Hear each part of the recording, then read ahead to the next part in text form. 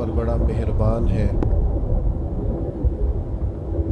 وہ اپنے بندوں کو معاف کرنے والا ہے، اپنے بندوں پر رحمت کرنے والا ہے۔ ہم اللہ تعالیٰ کے عاجز بندے ہیں، خواہشات نفسانیہ کئی دفعہ معاذ اللہ غالب آتی ہیں، غلطیاں ہو جاتی ہیں، اور ان غلطیوں کی پاداش میں انسان اپنی جان پر زیادتی کرتا ہے۔ اللہ تعالیٰ معاف کرے تو اس کا سفر اللہ کے عذاب کی طرف ہوتا ہے۔ اب ہمیں یہ حکم ہے کہ ہم سب بار بار استغفار کریں، اپنے رب کی بارگاہ میں اس کے حضور توبہ کریں، اللہ سے معافی کے خواستگار ہوں۔ نبی پاک علیہ الصلوۃ والسلام نے تعلیم امت کے لیے فرمایا ہے کہ میں دن میں 100 بار اپنے رب سے استغفار کرتا ہوں۔ بار بار اس کی طرف رجوع کیا جائے، بار بار اپنے رب کے حضور معافی مانگی جائے، اور بار بار جائزہ لیا جائے اپنے اعمال کا۔ بار بار کوشش کی جائے کہ ہم اپنے آپ کو سنواریں، ہم اپنے آپ کو بدلیں، اپنے اندر تبدیلی لائیں، ہم ایسے اعمال کریں جس کی برکت سے اللہ تعالی ہمیں معاف فرمائے۔ بڑی مہربانی، جزاک۔ کوشش کریں کہ ہم بار بار اپنا حساب کریں، محاسبہ کریں۔ ہمارے ہاں یہ ہوتا ہے کہ لوگ اپنی جسمانی صحت کا تو بڑا خیال رکھتے ہیں کہ میری طبیعت ٹھیک نہیں، ٹیسٹ کرا لوں، یہ چیز کھاؤں، یہ نہ کھاؤں، میں غور کروں کہ کس چیز سے میری طبیعت خراب ہوتی ہے، کس سے بہتر ہوتی ہے، اس کا بڑا لحاظ اور خیال کیا جاتا ہے۔ لیکن روحانی زندگی کس سے برباد ہوتی ہے، کون سے گناہ ہیں جو باطن کو اجاڑ دیتے ہیں، دل کو تباہ کر دیتے ہیں، اخلاق کا جنازہ نکال دیتے ہیں، اس پر ہم غور نہیں کرتے۔ اپنی ساری زندگی اپنا ظاہر سنوارنے میں گزار دیتے ہیں، اور دل جس پر رب کریم کی نظر کرم رہتی ہے اس پر ہم توجہ نہیں کرتے۔ سب سے پہلے تو اپنا محاسبہ کریں زندگی میں۔ حضرت عمر رضی اللہ تعالیٰ عنہ ایک جملے میں بات بہت بڑی ارشاد فرما گئے۔ آپ فرماتے ہیں کہ اپنا حساب کرو اس سے پہلے کہ تمہارا حساب کیا جائے، پھر حساب کیا جائے گا تمہارا، پھر مشکل ہوگی۔ تو ابھی سے اپنا حساب کیا جائے۔ اب ان لوگوں کا معاملہ ہے جو دنیا سے رخصت ہو گئے۔ انسان خیر اور بدی اس کا مجموعہ ہوتا ہے، انسانوں میں نیکیاں بھی ہوتی ہیں، کمزوریاں بھی ہوتی ہیں۔ اب ہم میں سے جو دنیا سے رخصت ہو گئے ہیں ان کے تعلق سے ہمارے کچھ ذمہ داریاں ہمارے ذمے بچتی ہیں۔ ایک تو ہم سب کا معاملہ ہے، وہ میں نے پہلے عرض کر دیا کہ ہمیں اپنا حساب کرنا ہے، اپنے معاملات کو دیکھنا ہے، استغفار کرنا ہے۔ پھر یہ کہ جو لوگ رخصت ہو گئے ان کے لیے کیا کریں۔ تو چونکہ انسان میں کمیاں بھی ہوتی ہیں، خوبیاں بھی ہوتی ہیں، تو سب سے پہلے تو اللہ کے حبیب علیہ السلام نے ہمیں فرمایا ہے کہ اذکروا محاسن موتاکم، جب تم میں سے کوئی رخصت ہو جائے تو اس کی اچھی اچھی باتوں کا ذکر کرو۔ ایسا نہیں کہ انسان میں ساری خوبیاں ہی ہوں گی، لیکن تم خوبیاں تلاش کر کے ان کا بیان کرو، تم زمین پر اللہ کے گواہ ہو۔ ایک تو جب بھی کسی جانے والے کا ذکر کریں خیر کے ساتھ کریں، بھلائی کے ساتھ کریں، اچھے لفظوں کے ساتھ کریں۔ کہیں کوئی کمی یاد آئے بھی تو اب اسے چھوڑ دے، وہ بندہ رخصت ہو گیا، اس کا ذکر خیر کے ساتھ کرنا، اس کو ذہن میں ضرور بٹھائیں۔ دوسری بات یہ کہ جب کوئی دنیا سے جائے تو اس کی طرف سے ایصال ثواب کریں، یعنی ایسے اعمال کرے جن کی وجہ سے اسے ثواب پہنچے۔ ہمارے ہاں جو رسم و رواج بعض بن گئے ہیں، بڑی بڑی دیگیں، بڑے لاؤ لشکر، نامی گرامی بندہ ہے تو نامی گرامی آؤ جاؤ تو کھانے تو بڑا جلسہ تو پتہ لگ جائے لوگوں کو۔ پہلے تو یہ یاد رکھو جس کام میں تھوڑی سی بھی ریاکاری ہو اس پر اللہ کی بارگاہ سے اجر کی امید کیسے رکھتے ہو؟ جب تک عمل خالص لوجہ اللہ نہیں ہوتا، جب اس پر ثواب مل نہیں رہا تو جائے گا کیسے؟ جتنا آپ عمل چھپا کے کریں گے، جتنا آپ عمل اللہ کی رضا کے لیے کریں گے، اتنا ثواب زیادہ ہوگا، جانے والے کو فائدہ زیادہ ہوگا۔ وہ میں ختموں پہ جاتا ہوں کئی دفعہ تو وہ کہتے ہیں اتنے لاکھ روپیہ مسجد کو دیا، اس کا بھی اعلان کر دیں، اتنے قرآن پاک پڑھے ہیں تو اس کا بھی اعلان کر دے۔ کس کو بتا رہے ہو اعلان کر کے؟ اللہ کو تو پتہ ہے تم نے کیا پڑھا ہے، یہ پرچیاں پڑھ پڑھ کے کس بات کی سنا رہے ہو؟ کیا مطلب ہے اس کا؟ حضرت عبداللہ ابن مسعود رضی اللہ تعالیٰ عنہ فرماتے ہیں بعض ریاکار مر کے بھی ریاکاری نہیں چھوڑتے۔ حضور مر کے ریاکاری نہیں چھوڑتے، مرنے کے بعد کیسے ہوگی؟ فرماتے ہیں ان کی خواہش ہوتی ہے جنازے بڑے ہونے چاہیے، لوگوں کو پتہ لگ جائے فلانا گیا، مرنے کے بعد بھی تو دکھاوا کر رہا۔ حضرت ابو ذر غفاری رضی اللہ تعالیٰ عنہ کا جنازہ چند لوگوں نے پڑھا ہے، 4-5 لوگوں، اور حضور کے محبوب ترین صحابی ہے۔ بڑا جنازہ بھی بڑی بات ہے، اللہ تعالیٰ توفیق دے تو اچھے لوگوں کے بڑے جنازے، لیکن کسی کا جنازہ چھوٹا بھی ہو جائے تو مطلب یہ نہیں کہ بندہ ٹھیک نہیں تھا۔ بات کی سمجھ آ رہی ہے؟ تو میرے عزیز، اصال ثواب کریں تو اللہ کی رضا کے محض پتہ ہوتا ہے محلے میں غریب کون ہے، اپنے والد اور والدہ کے نام پر غریب کو دے دیں، کسی مقروض کی مدد کریں، اس بیچارے کی جان چھوٹ جائے۔ آپ کوئی گلی ٹھیک کرا دیں جہاں سے لوگوں کا گزرنا آسان ہو، آپ کچھ ایسا نظام کر دیں جس سے لوگوں کے لیے آسانیاں پیدا ہو جائیں، لیکن آپ محض وہی کام کریں گے جس سے دکھاوا ہوگا تو کیا امید کرتے ہیں اس پر اجر کی؟ تو اصال ثواب دیکھیں قوم کو ضرورت کیا ہے، وہ والا اصال ثواب کریں۔ حضرت سعد رضی اللہ تعالیٰ عنہ نے جب آن کر کے عرض کیا تھا کہ یا رسول اللہ صلی اللہ تعالیٰ علیہ وسلم، میری والدہ کا انتقال ہو گیا ہے تو میں ان کے لیے کیا کروں؟ تو محبوب نے فرمایا کہ فلاں جگہ پانی کی قلت ہے تو وہاں کنواں کھدوا دے۔ معنی کیا ہے کہ اس پانی پینے سے اللہ تبارک و تعالیٰ تیری ماں کو اس کا اجر عطا فرمائے گا۔ صدقہ تو جس چیز کی ضرورت ہے آپ وہ چیز کر کے دیں، اور ختم چپ کر کے بھی ہو جاتا ہے، گھر کے اندر بھی ہو جاتا ہے، اکیلے بھی ہو جاتا ہے، اس کے لیے لاکھوں کروڑوں لگانے کی کوئی ضرورت بھی نہیں۔ چوتھی بات، تیسری بات،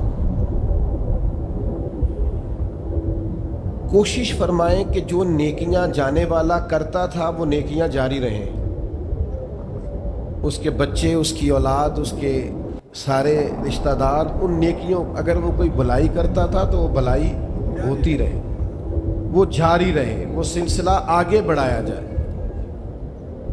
ہم یہ کرتے ہیں کہ ہم خیر کے کاموں کو جاری نہیں رکھتے، بلکہ والد کے جانے کے بعد تو بچے بڑے سیانے ہوتے ہیں، وہ کہتے ہیں ابا جی کو تو بس وہ فلانا غریب بھی لوٹ کے لے جاتا تھا، فلانا بھی اپنی مجبوری سنا کے، تو ہم تو سیانے ہیں۔ او خدا کے بندے، حضور علیہ السلام نے فرمایا تمہیں جو روزی دی جاتی ہے وہ تمہارے کمزوروں کی وجہ سے دی جاتی ہے، وہ جو ضعیف کمزور لوگ تمہارے دسترخوان سے کھا جاتے ہیں ان کے سبب سے اللہ تعالیٰ تمہیں عطا کرتا ہے۔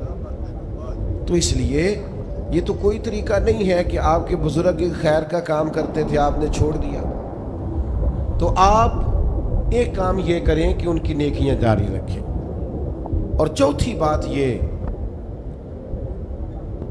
کہ ان کے لیے دعا کریں۔ دعا ہمیں حضرت ابراہیم نے سکھائی ہے، سورہ ابراہیم میں موجود ہے، ربنا اغفر لی ولوالدی، یا اللہ مجھے بھی بخش دے اور میرے ماں باپ کو بھی، وللمؤمنین یوم یقوم الحساب، اور جس دن تو حساب لے اس دن سارے مومنوں کی بخشش فرما دے۔ ایک شخص نے نا حضور علیہ السلام کے سامنے دعا مانگی، اللہ مجھ پہ رحم فرما اور اپنے نبی پہ رحم فرما۔ حضور فرمانے لگے تو نے اللہ کی رحمت کو محدود کیوں کر دیا ہے؟ تو کہہ سارے مومنوں پہ رحم فرما، سب پہ رحم فرما۔ بھائی سب کے لیے دعا مانگیں۔ یہ 2-4 بچوں کا موبائل کا مسئلہ رہ گیا، باقیوں کا بیٹا بیٹھ جاؤ، پیارے بیٹے بیٹھ جاؤ، پتر بیٹھ جاؤ، آپ بھی بیٹھ جاؤ بیٹے، آپ کے آپ بیٹھ کے بنائیں، اس میں کیا رہ جائے، کھڑے ہوتے ہیں بیٹا تو پچھلوں کو دقت ہوتی ہے۔ سنو، زیادہ غور سے سنو، میں تھوڑی تقریر کرنے والا مولوی ہوں، لیکن یہ اللہ کا فضل ہے کہ میں اگر 20 منٹ بات کروں گا تو اس 20 منٹ کے اندر آپ کو کوئی 20 سبق ضرور حاصل ہوں گے انشاءاللہ۔ ہاں، وہ کوشش ہوگی کہ وہ جتنی بات ہے وہ تربیتی ہے۔ بعض دوستوں کا خیال ہوتا ہے لمبی تقریر کرے، میں کیا ہوتے وہ بندہ کر سکتا ہے جنہیں ایک شعر ہی 20 منٹ پڑھنا ہوئے، اجے مزہ نہیں آیا، اجے دوبارہ پڑھو، اجے رل کے پڑھو، تو وہ تو پھر 1.5 گھنٹہ بھی کام چل سکتا ہے۔ تو جس نے ٹو دی پوائنٹ بات کرنی ہو اس کے لیے تو 10 منٹ بھی بڑے ہوتے ہیں، اور ویسے بھی تقریریں پیٹ بھرنے کے لیے نہیں ہوتی، عمل کرنے کے لیے ہوتی ہیں۔ اب تو میں ویسے بھی ذرا مصروف زیادہ ہو گیا ہوں، بہت ساری جگہوں پہ جا نہیں پاتا، تو ایک جگہ میں گیا تو ایک بزرگ مجھے کہنے لگے پچھلی دفعہ تسی 40 منٹ تقریر کی تھی سی، عید کی زیادہ کر دی۔ میں کہا 40 منٹ والی تھی، عمل ہو گیا جی۔ تو اگر تقریریں کانوں کی لذت کے لیے سننی ہے تو سنتے رہیں، پھر تو کئی راتیں لوگ جلسے سنتے ہیں۔ مقصود کیا ہے، نتیجہ کیا ہے؟ جو عرض کر رہا ہوں اس پر غور کریں، سب کے لیے دعا کریں۔ ایک بات خاص کرنے لگا ہوں، حضرت ابراہیم نے تو بخشش بھی سب لوگوں کی مانگی، حضور علیہ الصلوۃ والسلام بھی دعا کرتے تو امت کے لیے دعا کرتے۔ کبھی اپنے بھائی کے لیے بھی تو دعا کرو نا یار، اللہ تعالیٰ اسے بھی ذرا زیادہ روزی دے، بھتیجوں کے لیے بھی دعا کرو، بھانجوں کے لیے بھی کرو۔ توجہ ہے آپ کی میری بات؟ ادھر دیکھیں جی، غور کریں بات۔ ویسے دعا کرنی چاہیے کہ نہیں محلے داروں کے لیے کہ یا اللہ ادھر والا پڑوسی بھی امیر کر دے، ایس پاسے والا بھی ہنس دے ہو ہاں نہ نہیں کر دے، یہ دعا مانگنی چاہیے کہ یا اللہ میرے پڑوسیوں کو۔ نہیں آپ بول ہی نہیں رہے، تسا کتوں منگنی دعا؟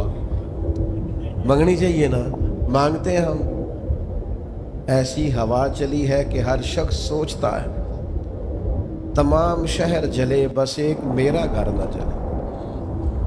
او خدا کے بندے کبھی محدود نہ کر خدا کی رحمت، سب کے لیے مانگ اس سے، وہ بڑا کریم ہے۔ تو کیا یا اللہ سب کو دے اور سب کے صدقے ہمیں بھی دے۔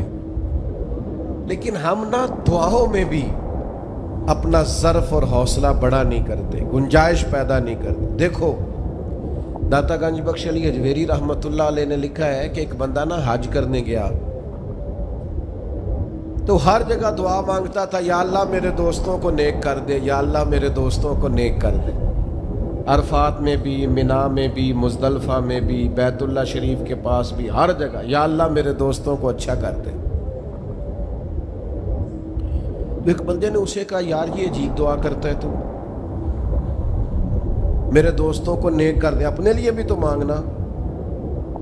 تو کہنے لگا اللہ کے بندے میں ہر وقت دوستوں کے بیچ رہتا ہوں، اگر وہ نیک ہو گئے تو میں بھی انشاءاللہ ہو جاؤں گا۔ ان کی صحبت میرے اوپر بھی اچھا اثر ڈالے گی، چونکہ رہتا جو ان کے بیچ ہوں۔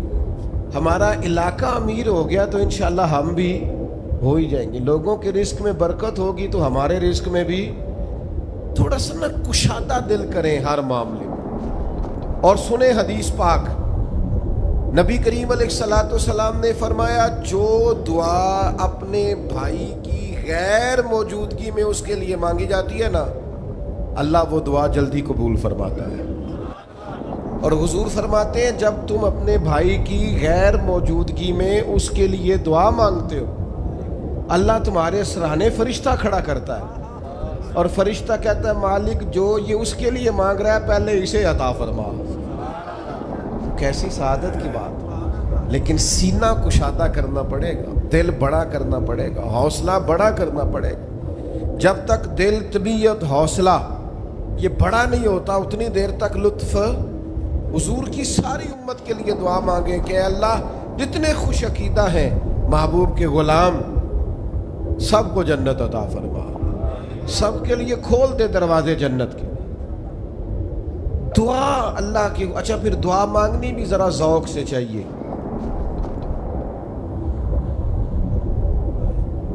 کسی بندے نال ذاتی کام ہوئے، ذاتی کوئی لوڑ پہ جائے وہ کیویں کرائی دا بھلا؟ جی تو پتہ ہے سارے گل دا۔ السلام علیکم جناب، کہندا وعلیکم السلام، کتھے ہو جی؟ میں تے دور ہاں کدھر، تسی حکم کرو۔ کہندا نہیں ٹیلی فون والی گل ہی نہیں، مینوں مل کدھرے؟ اور رات کو کسی وقت کہتا میں 2 بجے آؤں گا، میں جاگنا یار مجبوری بڑی ہے، تو پاویں 3 بجے آ مر مینوں مل کے سویں۔ پھر اس کو جا کے مجبوری بتاتے ہیں، کلیاں قسمیں اٹھاتے ہیں، اور یہ بھی اس کو کہتے ہیں بار بار کہ میں سارے دوستاں سنگیاں ساتھیاں ساکاں نو آکھ بیٹھا، تیرے تو بغیر گل کو نہیں سنی کسی بھی۔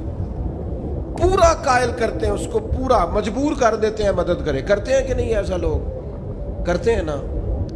وہ تمہیں پتہ ہے بندہ کیسے مانتا ہے، منا لیتے ہو تو سیکھ جاؤ نا رب کیسے مانتا ہے۔ کبھی بیٹھو نا اکیلے مصلی بچھا کے اور کہو نا اس سے کہ مالک تیرے سوا کدھر جائے؟ کس سے کہیں؟ کس کی بارگاہ میں عرض کریں؟ کون ہے جس کے حضور جائیں؟ وہ ایک بزرگ تھے تو ان کی بڑے درد سے دعا مانگتے تھے، تو کسی نے کہا کہ آپ نے دعا مانگنے کا طریقہ کس سے سیکھا؟ کہنے لگے اپنی بیوی سے۔ بیوی سے کیسے سیکھا؟ تو وہ کہنے لگے میری بیوی کو کوئی کام تھا گھر کا، کوئی خرچہ اس نے مجھے بتایا، تو میں نے اسے کہا ابھی میرے پاس پیسے کوئی نہیں، آتے ہیں کہیں سے تو دیتا ہوں، کرا دیں گے۔ عورتوں کی عادت ہوتی ہے 2-4 دن کے بعد پھر یاد کرایا کہ وہ کام گھر کا ہونے والا ہے، پیدا کیا ہے، بتا تیری بارگاہ میں عرض نہ کروں تو پھر میں کس سے کروں؟ بندے تو بات سنتے ہیں تو پھر وہ پردے کھول دیتے ہیں، دیتے کچھ نہیں اور لوگوں کو سناتے ہیں فلانا آیا سی پیسے پہ منگدا ہے۔ ایک سنگی سی ایک دفعہ تے انہیں بھائی دا تگڑا ہے چنگا، دور کسی سنگی کو لونے کو مدد لئی تھوڑی، میں نے کہا یار تیرا بھائی ٹھیک ٹھاک ہے؟ وہ کہتا ہے دیندا تے ہے پر بدنامی بڑی کرتا ہے، سب نو دس چھڑتا ہے۔ عزت رب کی بارگاہ میں بندہ عرض کرتا ہے تو بندے کا پردہ بھی رہ جاتا ہے اور وہ عطا بھی کر دیتا ہے۔ میرے دوستو دعائیں شوق سے مانگو، دعائیں درد سے مانگو۔ وہ اکبر الہآبادی نے کہا تھا مصیبت میں بھی اب یاد خدا ہم کو نہیں آتی، دعا منہ سے نہ نکلی جیبوں سے عرضیاں ہی نکلی، دفتروں میں درخواستیں جمع کرانے کے لیے بڑا وقت ہے، اس کی بارگاہ میں کیوں نہیں بیٹھتے؟ اس کے حضور حاضر کیوں نہیں ہوتے جو پردہ پوشی کرے، اپنے بندوں کو نوازے؟ اور 10 منٹ نکال کے اس کی بارگاہ میں آ تو صحیح۔ حضور فرماتے ہیں رب کہتا ہے میرا بندہ جب میری بارگاہ میں ہاتھ اٹھاتا ہے مجھے حیا آتی ہے، میں خالی واپس کیسے کروں؟ جاتے ہی نہیں، عرض ہی نہیں کرتے۔ دعا تو مومن کا ہتھیار ہے، طاقت ہے بندے کی، شان ہے، ہر دکھ سکھ رب رسول کی بارگاہ میں کہے، طاقتور ہو جائے، اور پھر دعا ذوق سے کرے، شوق سے۔ میں چھوٹا سا آدمی ہوں، صبح مسجدوں میں نا قاری صاحب کے پاس، حافظ صاحب کے پاس بچے سبق پڑھنے آتے ہیں، الف با تا سا۔ میری طرح کا سب سے چھوٹا مولوی بھی سبق پڑھا رہا ہو نا، تو بچہ سبق پڑھاتے ادھر ادھر دیکھے تو قاری صاحب تھپڑ مارتے، کہتے ادھر تک کوئی سبق میرے سے پڑھ رہا، دیکھ ادھر رہا ہے۔ اور بات بھی ٹھیک ہے کہ وہ بچہ کیسے پڑھے گا جس کا دھیان ہی نہیں، لفظوں کی پہچان ہی نہیں ہوگی۔ ڈانٹتے ہیں استاد ادھر توجہ کر۔ عجیب لوگوں نے رب سے دعا مانگ رہے ہیں، دھیان کسی اور طرف ہے، دل کسی اور طرف ہے، ذوق کسی اور طرف ہے، توجہ ہی کوئی نہیں۔ مانگ اللہ سے رہے، بارگاہ کتنی بڑی ہے، اور رٹی رٹائی دعائیں چل رہی ہیں، دعاؤں میں باتیں ہو رہی ہیں، ان تے بندے دعا دے ٹائم بھی موبائل نہیں بند کرتے، وہ دی بھی ویڈیو چاہیے انہوں نے، اللہ سے مانگ رہے ہیں۔ اس وقت بھی توجہ، حضرت موسیٰ علیہ السلام نے عرض کی رب کی بارگاہ میں کہ میری قوم عرض کرتی ہے مالک تو ہماری دعائیں قبول نہیں فرماتا، اللہ کریم نے فرمایا کلیم ان کے لفظ میرے ساتھ ہوتے ہیں، دل نہیں میرے ساتھ ہوتے۔ جملے رٹے رٹائے بولنا اور دل پتہ نہیں کہاں گردش کر رہا ہے، بات جو دل سے نکلتی ہے اثر رکھتی ہے، پر نہیں طاقت پرواز مگر رکھتی۔ اب جو ہم جانے والوں کے لیے دعائیں کریں گے اس میں تو ہمیں چاہیے آپ پیر صاحب سے دعا ضرور کرائیں، علامہ صاحب سے ضرور دعا کرائیں، لیکن جس ذوق سے پتر نے دعا مانگنی ہے نا والد کے لیے، وہ دوسرا کوئی نہیں مانگ سکتا. جو بیٹی نے دعا مانگنی ہے نا درد سے، وہ دوسرا کوئی. آپ خود دعا مانگیں، خود ختم شریف پڑھیں، خود تلاوت کریں. اسی بڑے منفرد لوگ ہاں. ہمارا یہ طریقہ ہے کہ ہم نے رویہ اس طرح کا بنایا ہوا ہے کہ قرآن شریف بھی کوئی اور ہی پڑھے گا ہمارے ابا جی کے لیے. او بھئی آپ بھی تو کوئی 2 سپارے پڑھے نا اپنے والد کے لیے. وہ میں اینے قرآن پاک پڑھائے نے، تو آپ کنے پڑھے نے بھائی؟ ایک بھی نہیں. وہ سارے مدرسے کے بچے. اور پھر آپ نے ناراض نہیں ہونا میری بات سے. قرآن پاک کے بارے میں نبی پاک علیہ السلام نے فرمایا جب تک دل جمے پڑھو، اور جب دل نہ جمے طبیعت تھکے تو چھوڑ دو. تے جڑا اسی بالاں نو بلانے ہیں مدرسے تو کہنے ہیں پورا قرآن پڑھ کے ہی اٹھنا جی، او دا کی مطلب ہے؟ ان کا دل کرے تو آدھا سپارہ پڑھیں، دل کرے تو 1 رکوع پڑھیں. آپ نے تو پابند کر دیا ہے. کس بنیاد پر پابند کیا آپ نے؟ آپ خود پڑھیں. اور پھر علماء نے لکھا ہے بچہ نیت کر لے والد کے لیے پڑھ رہا ہوں، کہنے کی بھی ضرورت نہیں، اللہ ثواب عطا کر دے گا. خود ایک سپارہ نہیں. اور بیٹا بیٹی بھائی سنیں میری بات، اللہ آپ کو سلامت رکھے، میری بات سنیں. اب ہم نے کرنا کیا ہے؟ اب کرنا یہ ہے کہ ہم نے خوب دعا کرنی ہے. آج بھی جن کے ختم کے لیے ہم آئے ہیں نا، ہمارا دل پورا لگ جائے. اس طرح بندہ رب کو مناتا ہے نا، یہ ضروری نہیں کہ یہاں سے سپیکر سے یہ دعا ہوگی وہی دعا ہے. آپ اپنے دل میں 2 جملے کہہ دیں اس کے لیے کہ یا اللہ تو مہربان ہے. دیکھو لمبا نہیں یاد رکھتے لوگ، جو قبروں میں پڑے رہ گئے. آہستہ آہستہ بندے بھولنے لگتے ہیں. جب کسی کا انتقال ہوتا ہے لوگ روز قبرستان جاتے ہیں، پھر تھوڑے دنوں کے بعد یہ روٹ کیے. فرمایا قبر والا ماں، میرا باپ، میری اولاد میرے لیے دعا کریں، میرے اپنے میرے لیے دعا کریں. وہ تو انتظار کر رہا. دوستو اپنے جانے والوں کا بہترین تحفہ ان کے لیے دعا کرو. میری والدہ میرے والد چلے گئے، کوئی مجھ سے پوچھے نا ان کے لیے کیسے دعا کرتا تو میں کہتا ہوں میری سانسیں بھی دعا کرتی، میری دھڑکنیں بھی دعا کرتی. ایک دن نہیں، ایک دن میں کئی دفعہ جب بھی خیال آتا ہے ان کے. قرآن مجید نے خود توجہ دلائی، وَقُلْ رَبِّ ارْحَمْهُمَا كَمَا رَبَّيَانِي صَغِيرًا. اللہ کہتا ہے کہو اے اللہ ان دونوں پہ رحم فرما، جب میں چھوٹا تھا تو میری انہوں نے پرورش کی تھی. رب نے دعا سکھائی. بھائیو صرف مسلمان کا آج موبائل بھی آباد ہے، فوٹو بھی آباد ہے، اور دسترخوان بھی آباد ہے، اور ہوٹل بھی آباد ہے. جس چیز کو آباد نہیں کرتے وہ مسلح ہے. مسلح کمزور ہے، مسلح طاقتور ہونا چاہیے. وہ بندہ طاقتور ہے جسے اللہ سے جڑنا آتا ہے، دعائیں مانگنی آتی، التجائیں کرنی آتی. خوب دعائیں مانگیں، خوب اس کی بارگاہ میں حاضری دیں. آخری بات آپ سب کے لیے میری یہ ہے کہ ہم سب نے دنیا کو چھوڑ کے جانا ہے. ہم دنیا میں اچھے عمل کرنے آئے ہیں. جڑا بچہ اتوں پردیس گیا ہے نا، ابا جی نے پلاٹ ویچیا ہے تے اماں نے زیور ویچیا ہے، وہ باہر کام نہ کرے تو جڑے اتوں کو بندہ جائے وہ کہندے یار تو کڈا بے وقوف ہے، تیری ماں پیو نے جڑے کام کر لیا تو وہ کردا ہی نہیں، ویلا پھرنا ہے. اور پھر میں نے سیانے لوگ دیکھے ہیں سعودی عرب میں 40 سال گزارتے ہیں پر وہاں گھر نہیں بناتے. دبئی میں، یورپ میں 40 سال گزارے، گھر نہیں کوئی.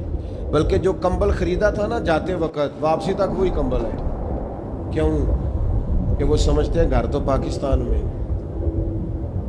پردیس کے لیے محنت، یہاں گھر بنانے کا مقصد کوئی نہیں. اور میرے دوستو نبی پاک نے ہمیں فرمایا دنیا میں اس طرح رہنا جس طرح مسافر رہتے ہیں. گھر تو تمہارا جنت میں، اصل ٹھکانہ تو آخرت کا ہے. لیکن ہم ساری تباہی اتارنے ہیں، یہاں فارغ پھر رہے ہیں. آپ نے ناراض نہیں ہونا. ڈھیر سارے بندے بے نمازی ہیں اور بلا وجہ بے نمازی ہیں, کوئی وجہ نہیں. جو بندہ کہتا ہے نماز کے لیے ٹائم نہیں ملتا, جھوٹ بولتا ہے, کیونکہ رب کہتا ہے لا یکلف اللہ نفسا الا وسعہا, جو بوجھ کوئی اٹھا نہ سکے میں ڈالتا ہی نہیں. تو ہم نماز پڑھ سکتے تھے تو اللہ نے فرض کی ہے. ٹھنڈے اے سی لگ گئے, اب فجر میں آنکھ ہی نہیں کھلتی. او خدا کے بندو, اس وقت سے ڈرو جب اے سی بھی ہو, کمرہ بھی ہو, پر نیند ہی نہ آئے. آج نیند ضرور کرو پر غافلوں والی نہ کرو. فجر کی نماز بر وقت. آج کل ہی تو موقع ہے فجر پڑھنے کا جب رات چھوٹی. اب بھی تو مزہ آتا ہے, بندہ تھوڑی قربانی دے کے اٹھتا ہے. یہی تو ٹائم ہے کہ آپ وقت پہ آئیں. اور یہ ذمہ داری ہے گھر کے بزرگوں کی کہ وہ جس طرح ناراض ہوتے ہیں نا, میری روٹی کیوں نہیں ٹائم نہ پکی, انہیں ناراض ہونا چاہیے کہ تم نے نماز کیوں نہیں پڑھی. لیکن وہ ذات کے لیے ناراض ہوتے ہیں, دین کے لیے ناراض ہی نہیں ہوتے. اس پر ضرور توجہ کریں, بالخصوص اپنی نماز کا خیال. اور نوجوانوں سے کہوں گا, جو بندہ جوانی میں نمازی نہیں نہ ہوتا, بڑھاپے میں اس کے لیے عادت ڈالنا مشکل ہوتا ہے. ابھی سے نمازی ہو جاؤ, بڑا مزہ آئے گا, زندگی مینج ہو جائے گی. ہم تو بھائی ٹائم کے اتنے پابند ہی نہیں رہے. ساڈا تے ٹائم ہی ہے, زور تو پہلا زور تو بعد, عصر تو پہلا تے عصر تو, ہر چیز نماز کے ساتھ سیٹ ہے. بڑا مزہ آئے گا اگر اس کے ساتھ آپ کی زندگی ساری ترتیب پا جائے. دعا کرتا ہوں اللہ ہماری حاضری